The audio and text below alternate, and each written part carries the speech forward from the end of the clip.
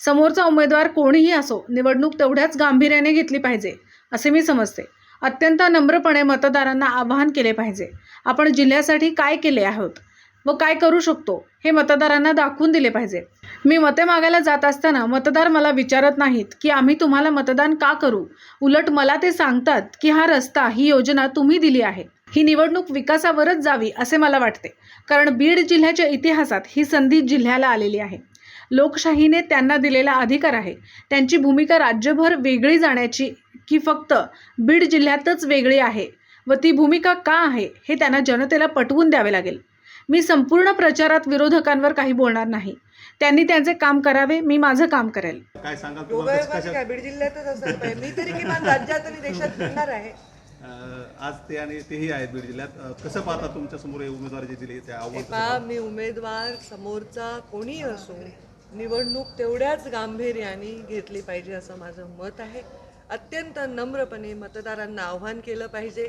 आपण जिल्ह्यासाठी काय केलं आणि काय करू शकतो हे मतदारांना आपण दाखवून दिलं पाहिजे. माझी केस अशी आहे की मतदारांना मतं मागायला जात असताना मला मतदार विचारतच नाही की तुम्हाला आम्ही मतदान का द्यावं. ते उलट मला सांगतात की तुमच्या रस्त्यावरूनच ताई तुम्ही आलात, हे बाजूचं जे आहे योजना तुम्ही दिली, ही इमारत तुम्ही दिली, ही योजना, नळ योजना, पाणी, हे सर्व मतदार बोलून दाखवत आहेत. त्यामुळे मला वाटतं की हे एक अभूतपूर्व माझ्यासाठी अनुभव आहे. पण ही फक्त विकासावर निवडणूक जाईल असं वाटतं का तुम्हाला? कारण मागच्या आठवड्याभरात ज्या घटना समोर येत ही आहेत निवडणूक विकासावरच जावी असं मला वाटतं.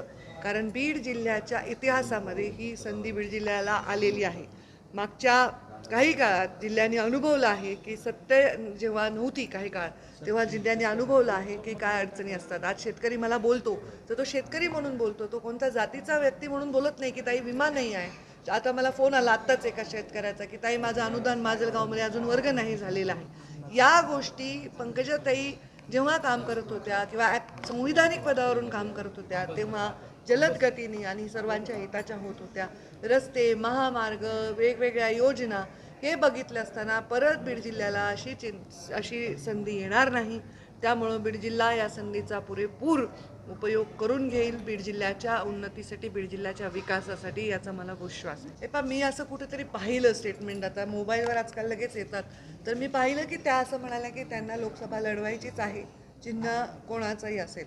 तर असं त्यांचं मी स्टेटमेंट पाहिलं आणि हा लोकशाहीने त्यांना दिलेला अधिकार आहे की ते मित्रपक्षात असतील तर त्यांची भूमिका राज्यभर वेगळी जाण्याची आहे का फक्त बीड जिल्ह्यातच वेगळी जाण्याची आहे आणि ती का आहे हे त्यांना सुद्धा जनतेला पटवून द्यावं लागेल की असं का. आता जेव्हा मी हे फोटो सगळे छापले तेव्हा आम्ही सर्व महायुती होतो आणि महायुतीच्या सगळ्याच नेत्यांचे फोटो आहेत. दुर्दैवाने आज विनायक मेटे साहेब असे म्हणजे जिवंत नाहीत, त्यांची स्मृती आपल्यासोबत आहे आणि म्हणून त्यांचा फोटो मी तिथे लावलेला आहे. ही बॅनर ऑलरेडी आमचे तयार आहेत. आता त्यांचा सन्मानच ठेवला पाहिजे, ते हयात नाहीत आणि त्याच्यामुळे त्यांचा सन्मान म्हणून मी तो फोटो ठेवलेला आहे. आपण हसू येते विचारताना. खरं मी सांगते की मी पण शेतकरी पुत्र आहे, माझे वडील पण शेतकरी पुत्र होते, मी स्वतःही शेतकरी आहे, माझा मुलगा सुद्धा शेतकरी पुत्र असणार आहे. या महाराष्ट्रामध्ये आपली शेतीवाडी करून व्यवसाय बाकीचे लोक करत असतात. त्यामुळे शेतकरी जसे ते शेतकरी पुत्र आहेत तर ते कारखानदार सुद्धा आहेत. तर आम्ही जसे शेतकरी पुत्र आहोत तसे आम्ही राजकारणात सुद्धा आहोत. तर आम्ही सर्व शेतकरी पुत्र आहोत. शेतकरी पुत्र असून भागत नाही, शेतकऱ्याचा मित्र असण्याची आवश्यकता आहे, शेतकऱ्यांच्या हिताचे निर्णय घेण्याची आवश्यकता आहे. त्याच्यासाठी सत्ता असणं आणि सत्तेचा योग्य वापर करणं ह्या सर्व महत्त्वाच्या गोष्टी आहेत. माझी सत्ता जनतेने पाहिली आहे, ती सत्ता त्यांची होती, त्यामुळे त्या सत्तेसाठी ते नक्कीच मला योगदान देणार आहेत. प्रधानमंत्री नरेंद्र मोदी होणार आहेत. या बीड जिल्ह्याला फार सुवर्ण संधी मिळणार आहे, ती जिल्ह्याची जनता हुकवणार नाही. पण ते काय बोलले याच्यावर मी बोलणं उचित नाही. मी माझा मुद्दा मांडते. मगाचपासून तुम्ही मला सारखा प्रश्न असा विचारताय की मी त्यांच्याविषयी काय बोलेन, पण मी त्यांच्याविषयी या संपूर्ण प्रचारामध्ये काही भाष्य करण्याची आवश्यकता मला वाटत नाही. त्यांनी त्यांचं काम करावं, मी माझं काम करेन, त्यांच्याविषयी भाष्य करायची नाही. त्यांनी एखादा आरोप केला तर त्याच्यावर मी सन्मानाने आणि संविधानिक शब्दांमध्ये उत्तर देईन. याच्या पलीकडे मला त्यांचा उल्लेख करण्याची आवश्यकता ताई, वाटत नाही. निवडणूक गांभीर्याने मी प्रत्येक माणसाला आव्हान समजते.